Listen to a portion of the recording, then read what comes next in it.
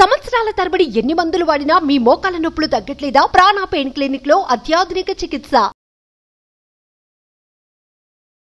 నమస్తే రమగారు. నమస్తే జయ. రమగారు, ఈ మధ్య కొన్ని చిన్న చిన్ని కథలు చెప్తున్నారండి. ఏదైనా పెద్ద కథ ఒకటి చెప్తారా?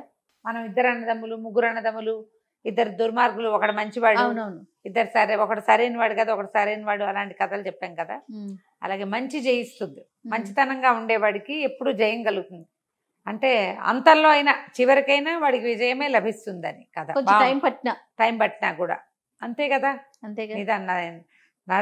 నిజపు నడక నిదానంగా ఉంటుంది. అబద్ధం భూగ్రహాన్ని చుట్టొచ్చేస్తే ఒక ఇంచి నడుస్తుంది నిజం, కానీ నిజానికి నడక ఉంటుంది తప్పకుండా. ఒక కొండ చరి మీద ఒక కాపు ఒక ఆయన ఉండేవాడట. ఆయనకి ముగ్గురు పిల్లలు, ఇద్దరు మగపిల్లలు, ఒక ఆడపిల్ల. అయితే ఏమైంది, వీళ్ళు రోజు మగపిల్లలేమో గొడ్లు గాయటానికి వెళ్ళిపోయేవాళ్ళు, మేకల్ని తోలుకెళ్ళేది కూతురు.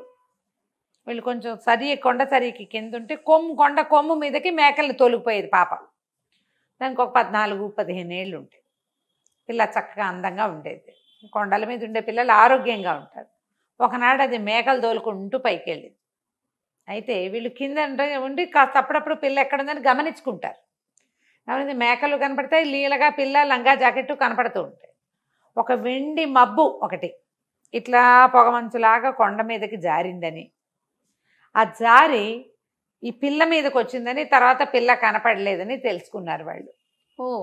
ఇంకా ఆ చుట్టుపక్కల ఇళ్ళు కొన్ని ఉన్నాయి, వాళ్ళంతా కూడా చూసారు. వెండి మబ్బు ఒకటి రావటము, మబ్బు అప్పుడప్పుడు ఆకాశపు కొండ కొమ్ములకి మబ్బులు మీదకి వస్తాయి కదా, ఆ మబ్బుతో పాటు పిల్ల కూడా మాయమైంది. మేకలు దిగొచ్చేసాయి. సాయంత్రం ఎంత వెతికినా పిల్ల కనపడలా. సంవత్సరం గడిచింది. అయితే ఈ కొడుకులు ఇద్దరిలో పెద్దవాడు, నాన్న అమ్మాయి కనపడక ఏడాది అయింది, ఇంకా నేను పిల్లని వెతకడానికి వెళ్ళడానికి నిశ్చయించుకున్నా, నేను వెళ్తాను అని చెప్పాడు. చెప్పేసరికల్లా పెద్ద నాన్న అన్నాడు, వెళ్ళడం మంచిదే నాయన, నాన్న వెళ్ళమంటావా అని నన్ను అడగకుండా నువ్వే నిర్ణయించుకోవడం బాగుండలేదు. నువ్వు నిర్ణయించుకోకూడదు, నిర్ణయం తీసుకుని నువ్వు డెసిషన్ చెప్తున్నావు, నువ్వేం చేయాలి, అడగాలి తండ్రిని అనేసరికల్లా వీడేమన్నాడు, అడిగేదేమిటి, ఏడాది ఆగాం, నువ్వు చెప్పలేదు, నా అంతటి నేను డిసైడ్ చేసుకున్నాను, నేను వెళ్తాను అంతేనన్నాడు. అయితే తల్లిని, అమ్మ నాకు రొట్టె కాల్చివు, నేను వెళ్తానన్నాడు. దుప్పుల వనం అని ఒక వనం ఉందట అక్కడ. ఆ దుప్పుల వనంలో మాయమంత్రాల వాళ్ళు ఎవరో ఉన్నారని, అక్కడికి వెళ్తే పిల్ల దొరుకుతుందని మాట్లాడుకున్నాడు చుట్టుపక్కల వాళ్ళతో. ఆవిడేమంది, నాయన పని ఎక్కువ చేసి పెద్ద రొట్టె కాల్చమన్నావా, ఆపేక్షగా చిన్న రొట్టె కాల్చమన్నావా అని అడిగింది. ఆవిడికి కుర్రాడు తండ్రితో వినయంగా ప్రవర్తించలేదని తెలిసింది. ఆ కోపంతో అడిగింది. అడిగితే ఆపేక్ష అన్నం పెడుతుందా, పెద్ద రొట్టె కాల్చు అని చెప్పాడు అని నిర్లక్ష్యంగా చెప్పాడు. సరే ఆవిడ ఇంత రొట్టె కాల్చి ఇచ్చింది. సరే ఆ రొట్టె చేత్తో పుచ్చుకుని వాడు నడుచుకుంటూ పోయాడు. దుప్పుల వనం అని ఆ దుప్పుల వనంలోకి వెళ్ళాడు. బాగా నడిచి నడిచి నడిచి నడిచి ఎకంత దూరమో నడిచిన తర్వాత ఒక చట్రా ఏదో ఉంటే అక్కడ కనపడితే అక్కడ కూర్చుని రొట్టె తీసాడు తినడానికి. పెద్ద రొట్టె కాల్చింది మా అమ్మ అనుకున్నాడు. రొట్టె తీస్తే ఎక్కడి నుంచి ఒక బొంతకాకి వచ్చింది. అక్కడే నుంచి కా కా కా కా అంటుంటే ఏమన్నాడు, మా అమ్మ ఒక్క రొట్టె కాల్చి ఇచ్చింది, నీ తిండి నువ్వు పడాలి, నా తిండి నేను మోసు తెచ్చుకున్నా, నీకెందుకు పెడతాను పో అనేసి కాకి ఒక్క ముక్క పెట్టకుండా మొత్తం రొట్టె అంతా ఆరగించేసాడు. అక్కడి నుంచి ఆ దుప్పుల వనంలో నుంచి అలా నడుచుకుంటూ వెళ్తే దూరంగా వాడికి ఒక ఇల్లు కనపడింది. సరే ఈ రాత్రికి ఇక్కడ పడుకుందాము, ఇక్కడ ఉన్న వాళ్ళు ఎవరో చూద్దామని అందులోకి వెళ్ళాడు. వెళ్తే ఒక ముస్సిలి ఆయన ఉన్నాడు. ఎవర్రా అబ్బాయి ఏమిటంటే, మా చెల్లెల్ని వెతుక్కుంటూ వచ్చాను అన్నాడు. అంటే సరే ఏదో పడుకో అన్నాడు. రాత్రికి ఆ ఇంట్లో వీడు పడుకున్నాడు. తెల్లవారిన తర్వాత ఆయన ఏమన్నాడు, అబ్బాయి నాకు 3 మచ్చలావులు ఉన్నాయి, 3 మచ్చలావులని కాయాలి, కాసేందుకు కమత ఉంటావా నా దగ్గర అని అడిగాడు. అడిగేసరికల్లా కుర్రాడు అన్నాడు, అసలు నేను బయలుదేరిందేమో మా చెల్లెల్ని వెతకడానికి, సరే గిట్టుబాటు అయితే కమతం కూడా చేస్తా, ఆవుల్ని కాస్తానన్నాడు. అంటే సరే ఈయన ఏమన్నాడు, ఆవును కాచడానికి రూల్స్ ఉన్నాయి, అవి ఎటు వెళ్తే అటు వెళ్ళనివ్వాలి, ఏం వేస్తే అవి మేయనివ్వాలి, వాటిని తోలకూడదు, కసరకూడదు, కేకలేయకూడదు. చాలా బాగుంది. అవి తిరిగి ఎప్పుడు వస్తాయనుకుంటే అప్పుడే వెనక్కి వస్తాయి, అప్పుడే నువ్వు వెనక్కి రావాలి ఇలాగా అన్నాడు. అనేసరికి సరే ఒప్పుకున్నాడు. ఆ 3 మచ్చల ఆవుల్ని తోలుకుని అడవి మీదకి బయలుదేరాడు. అలా తోలుకుంటూ వెళ్తుంటే ఒక పెద్ద మైదానం. ఈ మైదానంలోకి వెళ్ళేసరికల్లా ఆవుల దారిని ఆవులు పోతున్నాయి, వీడికి ఆవుల్ని వదలకూడదని ఇన్స్ట్రక్షన్ ఉంది. నువ్వు అవి ఎక్కడికి వెళ్తే నువ్వు అక్కడికి వెళ్ళాల్సిందే. అవి ఎక్కడ నీళ్ళు తాగితే నువ్వు అక్కడ నీళ్లు తాగాలి. ఆ మైదానంలోకి వెళ్ళేసరికి ఒక వెండి కోడి, బంగారు కోడి, 2 కోళ్ళు కనపడ్డాయి వీడికి. వెండి రంగులో ఒక కోడి, బంగారు రంగులో ఒక కోడి కనిపించింది.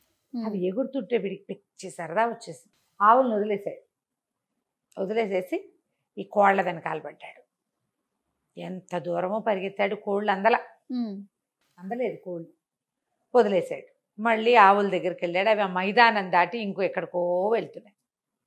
వాటి వెనకాల పడిపోయాడు. అక్కడి నుంచి ఓ వెండి కర్ర, ఓ బంగారు కర్ర గాల్లో తేలుతూ కనపడ్డాయి వాడికి. మెరిసిపోతుంటే వస్తువుల మీద ఆసక్తి ఉంటుందిగా.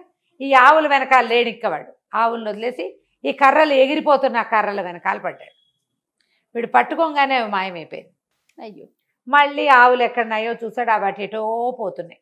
వాటి వెనకాల పడి పరిగెత్తాడు. ఇంకా డౌన్లోకి వెళ్తే అక్కడ ఎన్ని పళ్ళ తోటలు ఉన్నాయో, ఎన్ని పళ్ళో, చెట్ల నిండా పళ్ళే. వీడు ఆవులను వదిలిపెట్టేశాడు. వీడు లెక్క ఏమిటి, ఆవుల తోటి ఉండాలి.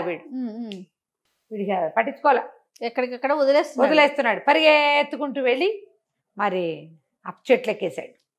పొట్ట పట్టినన్ని పళ్ళు ఆత్రంగా తిన్నాడు. ఎన్ని పళ్ళు తిన్నాడో. బట్టల నిండా పళ్ళ మరకలు, మూతి నిండా పళ్ళ మరకలు. చీకటి పడింది. ఆవులు మళ్ళీ రావడం మొదలుపెట్టినాయి.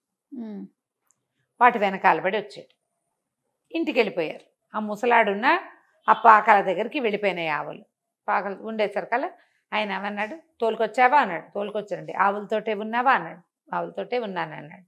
సరే, పాలు తీసి నువ్వు ఎంత బాగా వీటి కాపలా కాసావో నేను తెలుసుకుంటానన్నాడు. పాలు తీసాడు. ఆవుల పాలు తీస్తే పల్చగా నీళ్ళల్లే, తెల్ల నీళ్ళల్లే ఉన్నాయి 3 ఆవుల పాలు. అక్కడి నుంచి ఆయన అన్నాడు, దుర్మార్గుడా, ఆవులకి సహాయం కావాలి, నువ్వు వాటితో లేవు. ఏ వస్తువు కనపడితే ఆ వస్తువు వెనకాల పరిగెత్తావు. నీకు మంచితనం లేదు, బుద్ధి లేదు, వినయం లేదు. కమతం చేయాలంటే యజమాని చెప్పినట్టు వినాలి.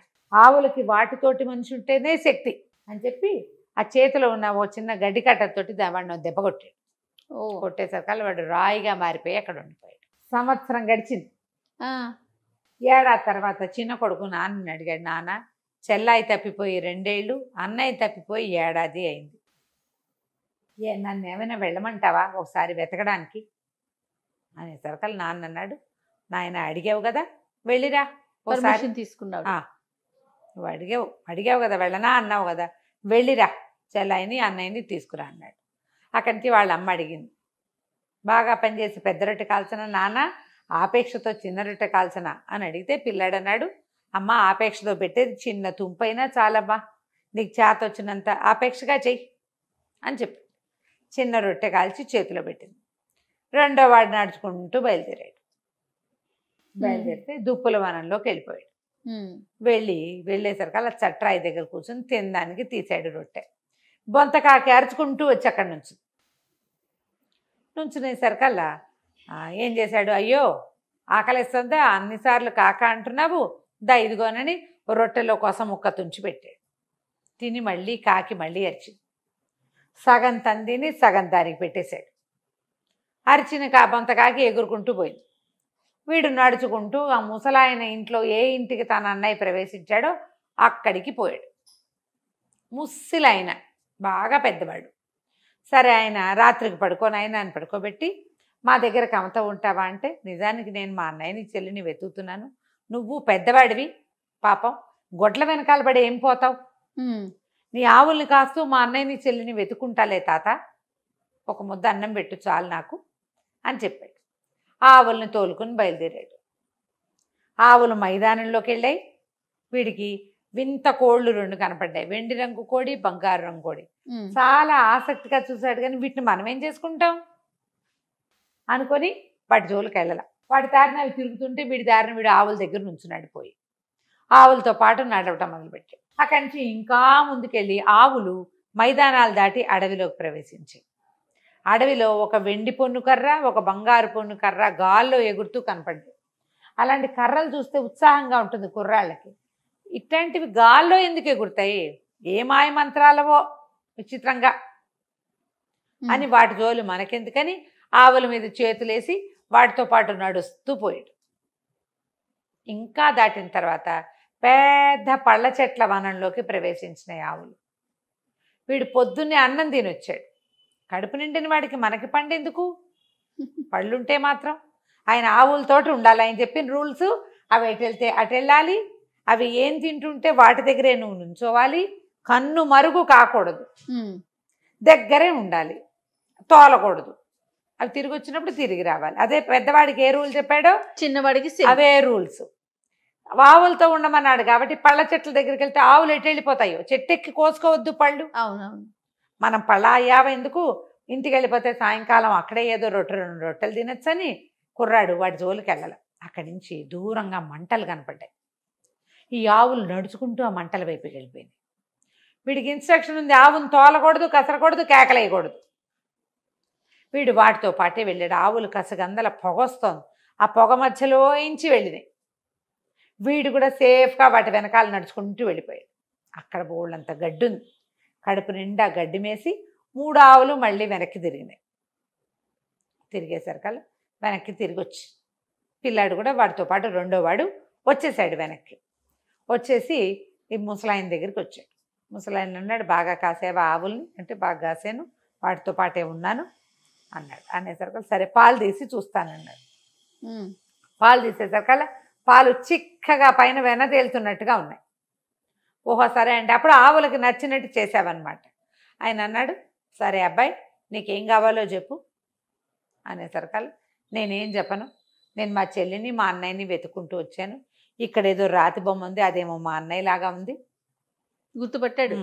మా అన్నయ్యలే ఉంది, మరి మా అన్నయ్య మా చెల్లి కావాలి నాకు. మీ రకం చూస్తుంటే మీరే మా అన్నయ్యని మా చెల్లిని తెచ్చారేమో అనిపిస్తోంది. మా అన్నయ్యని మా చెల్లిని మాకు ఇప్పించి తాత, నేను వెళ్ళిపోతానన్నాడు. అనేసరికల్లా ఆయన అన్నాడు రుసరుసలాడుతూ, తెచ్చాననుకో, మీ అన్నయ్యకి బుద్ధి లేదు, మంచితనం లేదు, వినయం లేదు, వాడికి గొడ్డునప్ప చెప్తే జాగ్రత్తగా చూసుకోవటం రాదు. సరే కావాలంటే నీకు అట్లాగే ఇస్తా, నాకు 3 పనులు చేసి పెట్టు నువ్వు.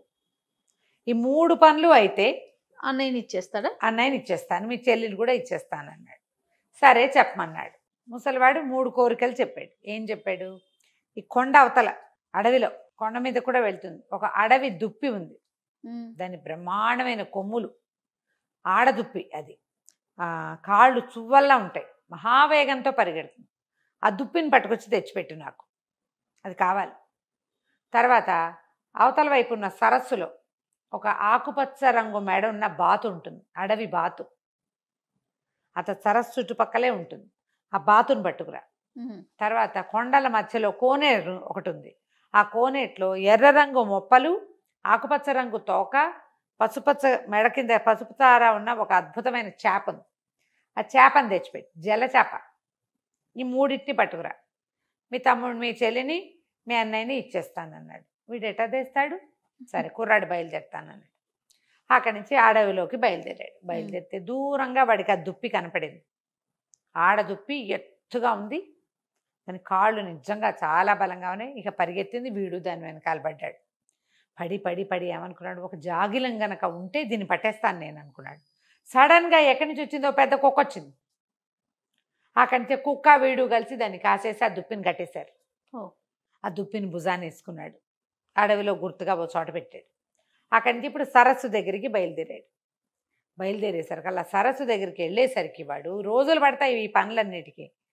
ఈ పైన బాతు ఎగురుతోంది, ఆకుపచ్చ రంగు మెడ ఉన్న బాతు ఎగురుతుండేసరికల్లా బొంతకాకి మొట్టమొదట వీడు రొట్టె పెట్టాడు కదా, ఆ కాకి పైనుంచి ఎగురుతూ తనే ఒక్క పోటు పొడిచింది ఆ బాతుని. పొడిచేసరికల్లా బాతు కేరమంటూ కింద పడిపోయింది. టక్కిని పట్టేశాడు దాన్ని. మెడ పట్టుకున్నాక ఇంకా బాతు ఎక్కడికి వెళ్ళలేదు. ముందు వచ్చిన కుక్కని కూడా ఈ కాకే పంపించింది వాడికి సహాయం కోసం. వాడి వెనకాలే తిరుగుతోంది అది. అక్కడి నుంచి ఏమైంది, జల చేప కోసం వీడు కోనేట్లోకి వెళ్ళాడు. కోనేట్లోకి వెళ్ళేసరికల్లా ఒక అడవి పిల్లి నీళ్ళల్లోకి దూకి ఆ చేపను లాక్కొచ్చి వీడి చేతికి అప్పచెప్పింది. అవన్నీ ఎందుకు వచ్చినాయి, బొంతకాకి వల్ల వచ్చినాయి. అది అడవిలో ఉంటుంది కదా, అక్కడి నుంచి ఈ పిల్లిని, ఈ బాతుని, అది చేపని, బాతుని, ఆ దుప్పిని భుజాన్ని వేసుకుని ఈ కుర్రాడు నడుచుకుంటూ పోయి ఆ ముసలాయనకి అప్పచెప్పాడు. చెప్పేసరికి ఆయన మాయ మంత్రాల వాడికి తెలుసు ఏం జరిగిందో. ఈ 3 స్వాధీనపరుచుకుని లోపల పెట్టుకుని ఏం చేశాడు, ఈ రాత్రిలోగా ఉన్నాడు కదా అన్నయ్య, ఆ అన్నయ్యనేమో మనిషిని చేశాడు. లోపల మబ్బు లాంటి ఒక పదార్థంలో దాచిపెట్టిన పిల్లని కూడా బయటికి తీసుకొచ్చాడు. ఇదిగో మీ చెల్లి సేవ చేయించుకునేందుకు తెచ్చుకున్నాను, వెనకాల పిల్ల మేకలు కాస్తుంది రోజు అని. నువ్వు మంచితనంతో మర్యాదతోటి ఈ పనులన్నీ చేసావు, మీ అన్నయ్యకి కూడా అది నేర్పించు, హాయిగా ఉండని అన్నయ్యని చెల్లిని తమ్ముడికి అప్పచెప్పాడు. వీళ్ళిద్దరిని వెంట పెట్టుకుని ఈ కుర్రాడు నడుచుకుంటూ ఇంటికి తీసుకుపోయాడు. ఆ బొంతకాకి ఎప్పుడైనా ఓసారి వీడి కొద్దీ స్నేహం కొద్దీ వాళ్ళ ఇంటికి వెళ్ళి కనపడుతూ ఉండేది. ఆ తర్వాత ఎప్పుడూ వాళ్ళు కొండ కొమ్ము లెక్కల ఆ కొమ్ము ఎక్కకుండా కిందనే తిరుగుతూ పనిచేసుకుని హాయిగా ఉన్నారు కథ కంచికి మనం ఇంటికి. సూపర్. నమస్తే. నమస్తే.